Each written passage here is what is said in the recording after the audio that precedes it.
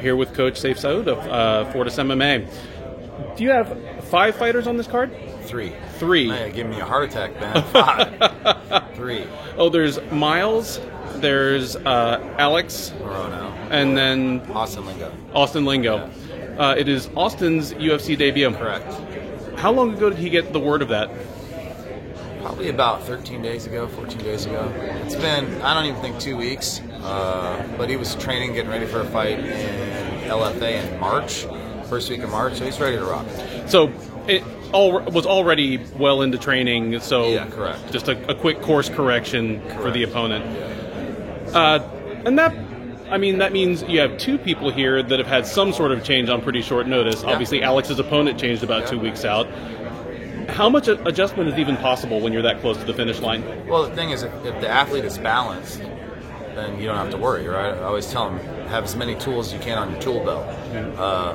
The days of, just take him down and hold him there, those days are gone. So you got to be able to strike, you got to be able to wrestle, you got to be able to be good on your back, on top, and all these guys are. So I don't really worry about that as much. I mean, obviously we do the film study and take each opponent very seriously.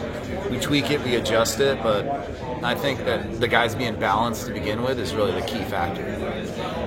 For Alex's short notice opponent, Caleb Williams, was there a good amount of tape available? Were you able to get the... There actually was. Had to do a little bit of hunting because he fought on smaller shows in Michigan, but, I saw his last fight, and I'm sure he's gotten better, but, I'm big on tape. Our whole camp is study film, prepare for the battle, prepare against your opponent. I mean, I think it's stupid to not do that. So we study the tape, and we see the problems that he presents and the strengths that he has, and we'll do our best to capitalize. I actually was out at Alex's own gym a couple days ago and talked to him about the fight, and he said that you are a fiend for tape study and has certainly dove right in finding stuff on Williams.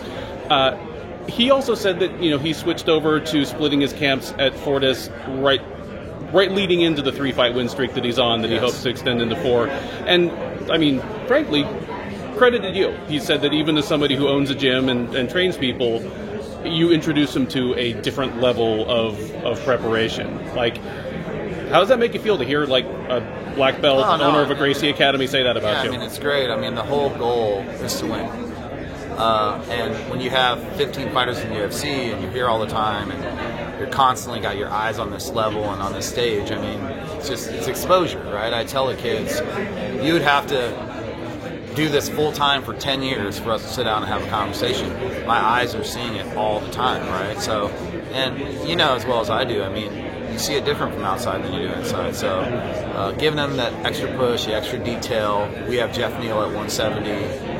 Who obviously is doing really well, and I think it's great for Alex to train with someone at that level in his weight class and kind of push him, and I've watched Alex get better and better and better, so it's a credit to the team too. I mean, we've got so many monsters up there that are punching him in the face. I mean, he's bound to get better, so it's the environment, I think, more than anything. You had a moment of near panic there when I accidentally said that you have 5 people at this card instead of just the 3, but nonetheless, I mean, Fortis is definitely on the come up right now. It's getting the recognition outside of Texas that it's had inside of Texas forever. High-level fighters are flocking there. I mean, do you look down the road and kind of wonder, what am I going to do when I have...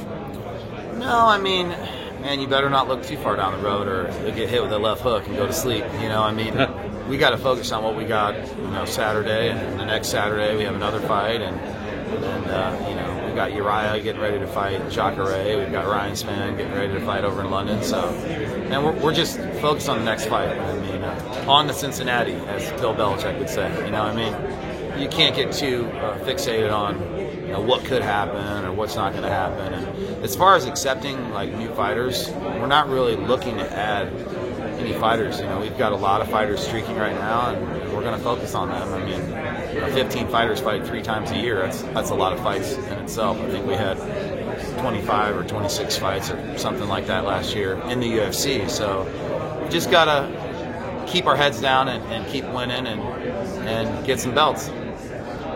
Outstanding. Thank you so much for your time. My pleasure.